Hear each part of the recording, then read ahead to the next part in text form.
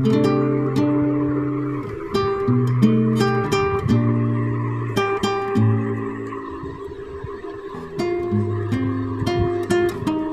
Friends, today's topic is principle of development. विकास के सिद्धांत। मनुष्य के विकास की प्रक्रिया निरंतर चलती रहती है। मनुष्य के अंदर बहुत से परिवर्तन अवस्था परिवर्तन के साथ होते रहते हैं। ये परिवर्तन निश्चित मनोवैज्ञानिक सिद्धांतों के अनुरूप होते हैं। आज हम यहाँ पर मनोविज्ञान के विकास के सिद्धांत पढ़ने जा रहे हैं, जिसमें ये बताया जा रहा है कि जो बालक का विकास है वो किन सिद्धांतों के आधार पर होता है। मनुष्य के विकास की जो प्रक्रिया है वो निरंतर चलती रहती है और उसी के यहाँ पर कुछ सिद्धांत हैं। प्रिंसिपल ऑफ कंटिन्यूटी, निरंतरता का सिद्धांत। स्किनर के अनुसार विकास की प्रक्रियाओं में निरंतरता का सिद्धांत कहता है कि व्यक्ति में कोई भी परिवर्तन आकस्मिक नहीं होता है, अर्थात अचानक नहीं होता है। मनुष्य की शारीरिक अभिवृद्धि आयु बढ़ने के साथ साथ धीरे धीरे बढ़ती है, परिपक्वता प्राप्त करने के बाद रुक जाती है। अर्थात जो विकास है वो अचानक नहीं होता है। जैसे मनुष्य का शरीर जो है वो धीरे धीरे आयु के साथ बढ़ता है और परिपक्वता आने के बाद रुक जाता है, उसी तरीके से जो संपूर्ण विकास है बालक का वो निरंतर चलता रहता है और धीरे धीरे होता रहता है। व्यक्तिगतता का सिद्धांत। प्रिंसिपल ऑफ इंडिविजुअलिटी, वंशानुक्रम एवं विकास की भिन्नता के कारण प्रत्येक व्यक्ति के विकास अलग अलग होता है।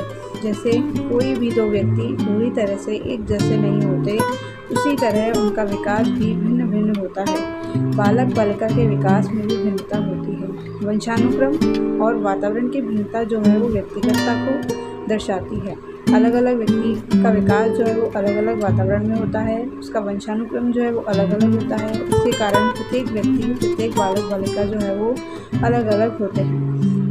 परिमार्जितता का सिद्धांत। परिमार्जितता अर्थात परिवर्तनीयता, प्रिंसिपल ऑफ मॉडिफाइबिलिटी। इस सिद्धांत के अनुसार बालक के विकास की दिशा और गति का परिमार्जन अर्थात परिवर्तन किया जा सकता है। शिक्षा और प्रशिक्षण के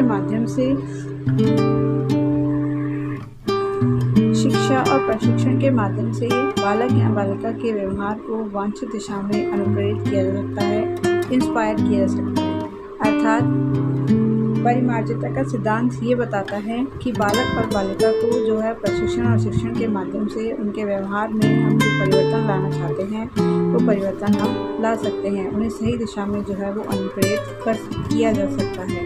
विकास क्रम का सिद्धांत। Principle of development sequence. सबसे पहले बालक का गामक और भाषा संबंधी विकास होता है। बालक पहले क्रंदन करता है, फिर निरर्थक शब्दों का उच्चारण करता है, अंत में सार्थक शब्दों और वाक्यों पर पहुंचता है।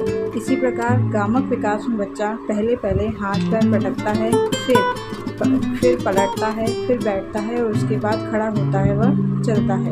विकास क्रम ये बताता है कि बालक जो है वो गामक और भाषा संबंधी विकास होता है। उस बालक जो है वो इस क्रम में अलग अलग क्रियाएं करता है और संपूर्ण विकास की तरफ बढ़ता है। सामान्य से विशिष्ट प्रक्रियाओं का सिद्धांत। Principle of general to specific. मनोवैज्ञानिकों के अनुसार बालक का विकास सामान्य प्रतिक्रियाओं से विशिष्ट प्रतिक्रियाओं की ओर होता है। हरलॉक के अनुसार विकास की सब अवस्थाओं में बालक की प्रतिक्रियाएं विशिष्ट बनने से पूर्व सामान्य प्रकार की होती हैं। बालक पहले हर वस्तु मुंह में रखता है, उसके बाद अनुभव द्वारा केवल खाद्य पदार्थों को ही मुंह में रखता है, उसके बाद निश्चित समय में निश्चित ढंग से खाना सीख लेता है। मनोवैज्ञानिक ये कहते हैं, उन्होंने यह स्पष्ट किया है कि बालक का जो विकास है वो सामान्य से विशिष्ट प्रक्रियाओं की ओर होता है। विकास जो है वो सब अवस्थाओं में विशिष्ट बनने से पूर्व जो है वो सामान्य प्रकार की जो क्रियाएं करता है। बालक जो है जो छोटा होता है, विशिष्ट अवस्था में होता है, वह हर चीज़ मुंह में डालता है, उसके बाद धीरे धीरे जो है वो अनुभव के द्वारा हर चीज़ को सीखता है। इस प्रकार उसका विकास जो है वो विशिष्टता की ओर बढ़ता है। जैसे जैसे आयु बढ़ती है वैसे वैसे उसका विकास जो है वो सामान्य से विशिष्ट की ओर बढ़ता है।